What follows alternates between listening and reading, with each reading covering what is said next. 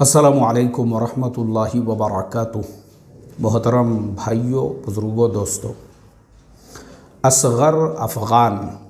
افغان جو ہے یہ افغانستان ٹیم کے ایک کرکٹر ہے اور جو ہے پہلے کیپٹن بھی رہ چکے ہیں۔ پچھلے 16 سالوں سے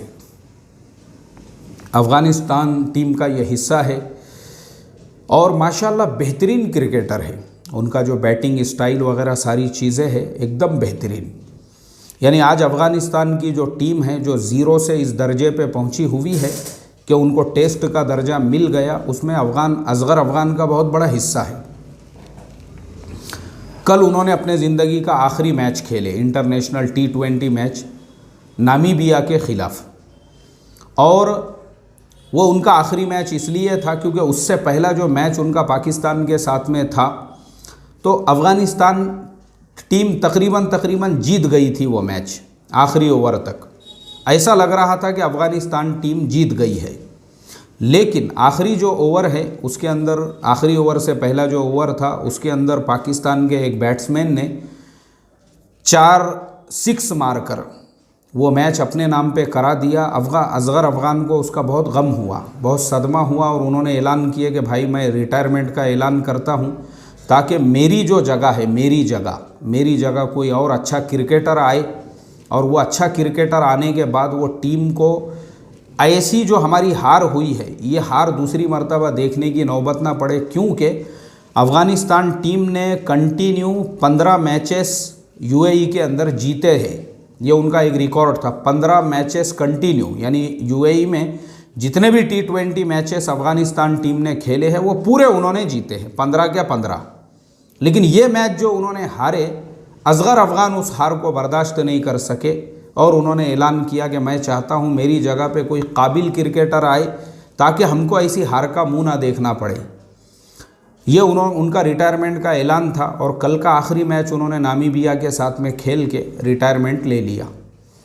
تو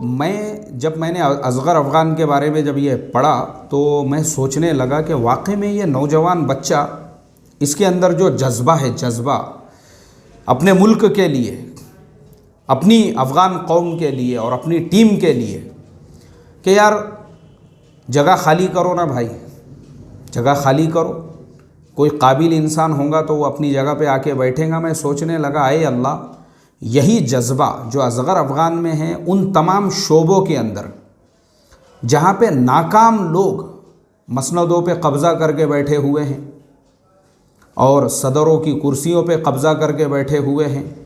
اور چیئرمینوں کی کرسیوں پہ قبضہ کر کے بیٹھے ہوئے ہیں اور سیکریٹری کی کرسیوں پہ قبضہ کر کے بیٹھے ہوئے ہیں، زبردستی اپنے سے کام ہو نہیں رہا ہے، ستیہ ناش مار رہے ہیں۔ کم سے کم ان کی جگہ پہ وہ یہ سوچ کے اگر پیچھے ہٹ جاتے کہ چلو میری جگہ پہ کوئی قابل انسان اگر آ جائے گا تو وہ اس شعبے کو، وہ اس ڈپارٹمنٹ کو، وہ اس ادارے کو، وہ اس محکمے کو اور اچھے طریقے سے سینچ سکتا ہے، اس کو اچھے لیول پہ پہنچا سکتا ہے۔ دوسروں کے لیے جگہ کو خالی کرنا، یہ جو ہے نا محترم دوستو، اسے کہتے ہیں سنت حسنی۔ سنت حسنی میں اس لیے کہہ رہا ہوں کیونکہ حضرت حسن رضی اللہ تعالیٰ عنہ وہ پہلے شخص ہے تاریخ کے اندر، حضرت معاویہ رضی اللہ تعالیٰ عنہ، اور وہ جب آمنے سامنے کھڑے ہوئے تو 18,000 کا لشکر ان کے ساتھ میں بھی تھا، اور ایک دم قوم جوش میں اور جذبات میں تھی کہ بس میدان میں اترنا ہے۔ لیکن حضرت حسن رضی اللہ تعالیٰ عنہ پیچھے ہٹ گئے، اور پیچھے ہٹنے کے بعد حضرت معاویہ رضی اللہ تعالیٰ عنہ سے کچھ باتوں پر انہوں نے معاہدہ کیا اور جنگ کو انہوں نے ٹال دیا۔ کچھ لوگوں نے کہا، یعنی یہاں تک کہ ان کو برچھا مارا گیا ان کے زانو کے اندر، اور یہ کہا گیا کہ تم نے ہم کو عار دلا دی۔ انہوں نے کہا کہ عار جہنم کی نار سے بہتر ہے۔ عار ٹھیک ہے، پیچھے ہٹ جانا، شرمندہ ہو جانا، یہ ٹھیک ہے، لیکن جو جہنم کی آگ ہے وہ تو اس سے زیادہ سخت ہے۔ اور انہوں نے خطبہ دیا حضرت حسن رضی اللہ تعالیٰ عنہ نے، اور تاریخی جملے اس کے اندر کہا کہ دیکھو، اگر خلافت یہ حضرت معاویہ رضی اللہ تعالیٰ عنہ کا حق تھا تو یہ ان تک پہنچ گیا، اور اگر یہ میرا حق تھا تو میں نے ان کو ہبہ کر دیا، مسئلہ ختم۔ اسی لیے کسی شاعر نے کہا، بولے قاتل بہت ذلیل ہوا سر اتار کر، اور ہم نے دلوں کو جیت لیا جنگ ہار کر۔ اللہ اکبر۔ دیکھو پیچھے ہٹ گئے، پیچھے ہٹ گئے، اور پیچھے ہٹنے کے بعد میں کتنا بہترین یہ جملہ ہے۔ یعنی آپ غور کرو، ہمارے آج کے زمانے میں جبے تو ہے ماشاءاللہ، جبے ٹوپیاں اور ماشاءاللہ جو ہے بڑی بڑی دین کی باتیں، لیکن نفس پہ کنٹرول نہیں ہے۔ یہ سب سے بڑا مسئلہ ہے، کیونکہ میں خود ایسے مشوروں میں بیٹھے ہوا ہوں جہاں بڑا بننے کے لیے، میں بڑا کیا تو بڑا بننے کے لیے مشورے میں مارا ماری، مر سالے کے کمبر پہ دے رہے، بولے رکھ بوکانڈی کے اوپر، مشورے میں مسجد کے اندر، یہ اس کے کمبر پہ، وہ اس کے بوکانڈی پہ، بیٹھ گردن پہ بیٹھ، دبا، بولے اس کی منڈی دبا، کرتے پھٹ گئے اس کے اندر، مشورے کی مجلس کے اندر۔ کائے کے لیے؟ صرف میں بڑا یا تو بڑا بننے کا تھا ہر ایک کو، بواسیر۔ کیونکہ دیکھو میں ہمیشہ جو بولتا ہوں نا، میری باتیں پھر بعد میں لوگ جو ہے نا اس پہ اعتراض کرتے ہیں، بولے یار تم بہت سخت الفاظ بولتے ہو۔ میں اس لیے بولتا ہوں، میں خود بیٹھا ہوں ایسے مشوروں کے اندر، وہاں پہ جو ہے نا ماشاءاللہ چکا چک جبے، ان کو کڑک کڑک استریاں ماری ہوئی ہے، کچھ لوگ شیروانی بھی پہن کے پہنچے ہوئے ہیں، ماشاءاللہ ایسا لگ رہا ہے پوری دنیا میں اس سے بڑا صوفی کوئی بھی نہیں ہے۔ لیکن جو کوفیت اس کے اندر، اس کے رگ و ریشے، اس کے ڈی این اے میں جو بھری ہوئی تھی، مجھے بڑا بننے کا ہے، نہیں بڑا بننے ملے گا، مار رہے اس کو، لے رہے بیچ میں مشورے کے بیچ میں لے، بولے اس کو۔ میں بیٹھا ہوں ایسے مشورے میں نے جو دیکھا ہوں نا، تو مجھے افسوس ہوتا ہے کہ ایک طرف جو ہے حضرت حسن رضی اللہ تعالیٰ عنہ تھے، جنہوں نے چھوٹا بننے کے لیے انہوں نے جو ہے ریس ہی چھوڑ دی، جس کا حق تھا اس کو پہنچ گیا، اور اگر نہیں تھا تو اگر میرا بھی حق تھا تو میں نے ان کو ہبہ کر دیا، قصہ ختم۔ وہیں پہ انہوں نے دفتر کو سمیٹ لیا۔ تو یہ جو لوگ ہیں نا، یہ لوگ ایسے تھے۔ اور پھر کیا ہوا؟ جب حضرت معاویہ رضی اللہ تعالیٰ عنہ خلیفہ بنے، اسلام کا کتنا فائدہ ہوا یورپ کے ملکوں میں۔ یہ جو سارے ملک ہیں نا، یہ سربیا ہے اور البانیہ ہے اور کوسوو ہے، اور یہ جو یوگوسلاویہ سے جو الگ ہوئے ہوا پورا کا پورا پٹا ہے، یہ اس کو بلقان کہتے ہیں۔ یہ بلقان کا پورا کا پورا علاقہ اسی زمانے کے اندر مسلمانوں کے زیر تسلط آ گیا تھا۔ آپ مجھے بتاؤ، یورپ تک جو مسلمان پہنچے، اب اگر آپس میں ہی لڑتے رہتے تھے، حضرت حسن رضی اللہ تعالیٰ عنہ اور حضرت معاویہ رضی اللہ تعالیٰ عنہ، اگر وہ سلسلہ چلتے رہتا تھا تو نقصان کس کا ہوتا تھا؟ یہ ساری فتوحات رک جاتی تھی۔ اور پھر ہاں، ترکی پہنچے، ترکی، وہ جو حضرت ابو ایوب انصاری رضی اللہ تعالیٰ عنہ کا وصال اور انتقال ہوا، پھر یہ اسی زمانے کی باتیں ہیں، خلافت بنو امیہ کے زمانے میں۔ تو کیا ہوتا ہے نا، اصغر افغان کا جو عمل ہے، حالانکہ بیچارے کے چہرے پہ داڑھی واڑی کچھ بھی نہیں ہے، پر ہمارے جیسے داڑھی والوں کو زیادہ جو ہے بڑا بننے کے لیے مسندوں سے چٹکے ہوئے، مسندوں سے محبت، بڑے پن سے محبت، اور دیکھے کہ اپنے مقابلے میں اور کوئی دوسرا مسند کا دعوے دار ہے تو پھر کرو اس پہ حملے، اس پہ اٹیک کرو، یا اس کو جو ہے کس طریقے سے راستے سے ہٹانا ہے۔ یہ جو سازش ہے، میں نے 2 دن پہلے وہ ہمارے حافظ مبارک صاحب کو جو نصیحت کیا، میں نے کہا کہ دیکھو حافظ صاحب، میں نے مولانا ابوالکلام آزاد کی کتاب میں پڑھا تھا، جس کے اندر انہوں نے یہ لکھا ہوا ہے کہ لوگوں کو شیطان کی عیاریاں، مکاریاں، سازشیں وغیرہ، لوگ تو اس کو شراب خانے، جوئے خانوں میں تلاش کرتے ہیں، مسجدوں میں، مدرسوں میں، دینی اداروں میں، اور ایسے مشوروں میں اگر تلاش کرتے تو ان کو فوراً وہ سب چیزیں مل جاتی تھی کہ شیطان کی عیاریاں کیسی ہوتی ہے، مکاریاں کیسی ہوتی ہے، سازشیں کیسی ہوتی ہے۔ اللہ حفاظت فرمائے، اللہ حفاظت فرمائے محترم دوستو۔ تو یہ پورے سبق کا خلاصہ صرف اتنا ہے، صرف اتنا کہ اپنا جو نفس ہے نا، نفس، اس کو قابو اور کنٹرول کرنا بہت ضروری ہے۔ اور جہاں پہ ہم یہ دیکھ رہے ہیں کہ ہمارے سے بڑا جو قابل انسان ہے وہ موجود ہے، اس کو ہم نے آگے بڑھانا چاہیے۔ اب میں آپ کو ایک میرا واقعہ سناتا ہوں۔ ایک مرتبہ میں جمعہ کا بیان کرنے کے لیے کرسی پہ بیٹھا ہوا ہوں، اور بیان میں نے شروع کر دیا،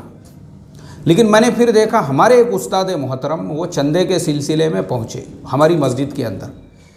اور میں نے دیکھا کہ وہ مجھے نظر آ رہے ہیں، تو میں نے تھوڑا غور سے دیکھا وہی ہے کیا۔ پھر وہ اور تھوڑا قریب آئے تو آتے ہی میں نے میرا بیان اسٹاپ کیا اور میں نے اعلان کیا۔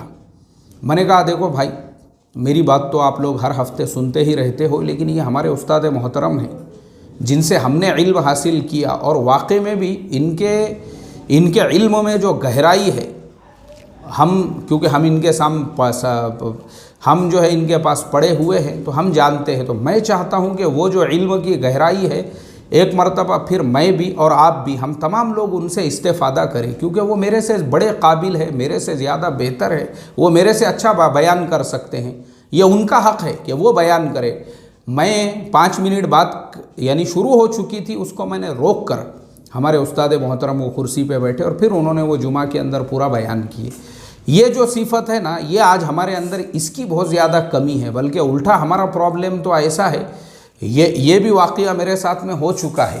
کہ ایک مسجد میں امامت کیا کرتا تھا اور فجر کی نماز کے بعد میں وہاں پہ تفسیر بیان کرتا تھا. تو کچھ اکابر وہاں پہ پہنچے اور وہ اکابر کا جو ہے 2-3 دن وہاں پہ قیام تھا. تو ایک دن وہ اکابر نے میرے سے کہا، بولے دیکھو فجر کے بعد آپ جو تفسیر کرتے ہیں، اگر کل کا موقع مجھے دوں گے تو میری بات سے جو ہے لوگوں کو زیادہ فائدہ ہو سکتا ہے. میں بولا بہت اچھی بات ہے، آپ کرو بات. اب میں نے میری جو تفسیر ہے وہ روک کر، وہ جناب کو جو ہے مجھے لگا کہ بھائی بڑے اکابر ہوں گے اور ان کی بات سے زیادہ فائدہ ہوگا، تو انہوں نے جو بات کی ہے وہ وہی عمومی طور پہ جو ہمارے یہاں پہ باتیں چلتی ہے وہی باتیں جو ہے فجر کے بعد میں ان کی ہوئی. بعد میں پھر مجھے بہت سارے لوگوں نے کہا، بولے یار مفتی صاحب،